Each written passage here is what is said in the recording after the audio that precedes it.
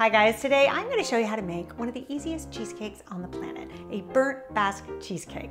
These cheesecakes you cannot mess up. They are super simple to put together. There's no crust involved. They're kind of burnt and caramelized on the top and soft and delicious inside. Let me show you how to make it. So the first thing you want to do is prepare your pan. I think this recipe works best with a 9-inch cheesecake pan, one that is a springform pan like this. The beauty of this cheesecake is that it rises up really high, only to then collapse later when it cools. But that's also what gives it that really delicious, almost dense, flan-like texture. So instead of creating a crust for our pan, we are going to line it with some parchment paper. So we are going to fit this into our cheesecake pan, just like so. And then we're going to place the other sheet going the opposite direction. So kind of like a cross pattern.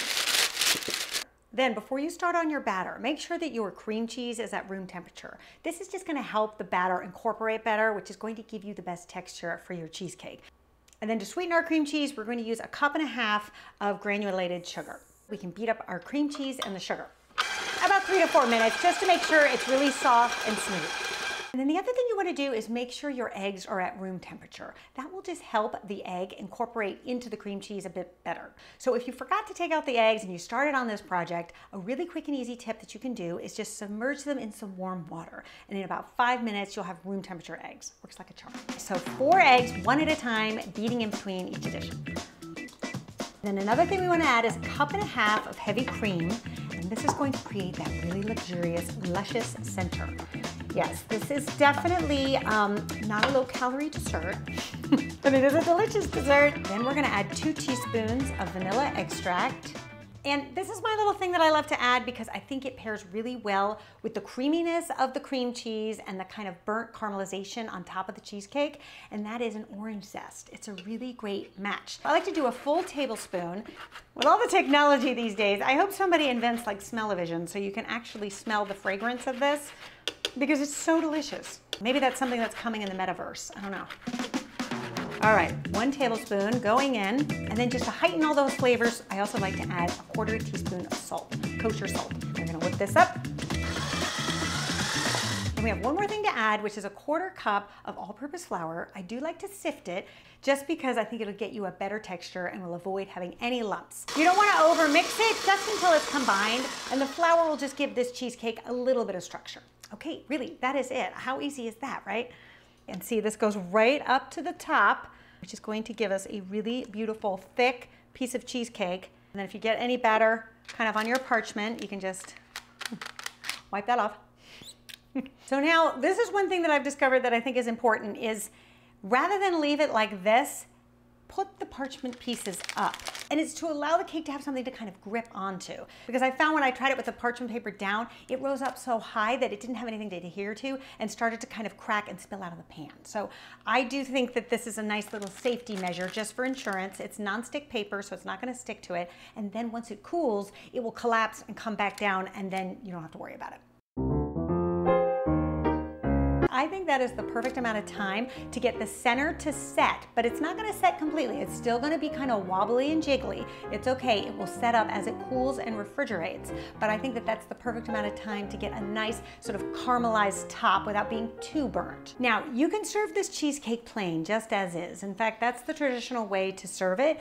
But I do go back to the orange because I really do like the combination of the orange and that sort of caramelized burnt cheesecake. And since we have this orange anyway, because we zested it, we might as well use it. So if you want to put it to good use, this is what I would do. Create some orange segments to serve with your cheesecake. So get yourself a sharp knife and just work your way around cutting off the peel.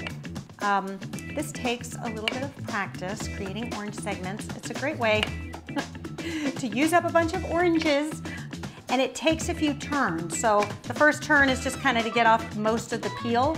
And then the second turn will be to get off all of this white pith. That takes another turn. At which point you can place it in your hand and just slowly cut, and carefully, you don't want to cut all the way through the orange because you've got your hand here. I did that once with an avocado, and I will never cut an avocado that way ever again. Don't cut them in your hand. See, it's like a book. If you just cut in between the membranes, it will actually remove the segment for you, just like that, okay? It is tedious, but they are delicious, those little orange segments. Now, if you don't want to go through all the segmenting, you could also just serve sliced oranges. That would be the easier way to do it. So I would just cut the orange on the lengthwise, just put it cut side down and then slice. You can even just kind of cut the center of it so that it twists, you know? You could put like a little twist on the plate. Or the even easier way to do it is just to serve it with some mandarins in a basket. Done. Our cheesecake has been in the refrigerator overnight. Let's open it up and see what we have. I also find setting it up overnight makes it easier to cut as well. It's kind of like unwrapping a present. Now, don't worry if, you know, it creases and it sticks to the paper. That's part of its rustic charm. Ooh, but you can see how beautifully golden brown it is and caramelized. I'll give you a spin so you can see it from all angles. It kind of looks like a flan, right? But with the texture of a cheesecake. So what I would do is I would take this cake, and remember, it's on the bottom of your cheesecake tin, so I would take it off the tin because when you go to cut into it, you don't want to scratch your tin. And then you can take your orange segments and you can place that on the board just like that, and then get your plates, your forks, and you can place that here. Then all you have to do is bring this to the table, and see, this looks like a very lovely little dessert tray coming your way if you were a guest. Oh, look how delicious. You can see how high it is, rich and velvety and luscious and delicious. All right, should we give it a try? Let's see. Oh, this looks so good.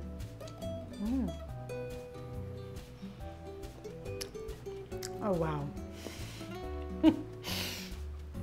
This is serious business. This is so good. I really have to say, I think the orange really makes it, it gives it like a freshness to it, especially with that caramelization on top. It's so delicious. It's so rich and creamy.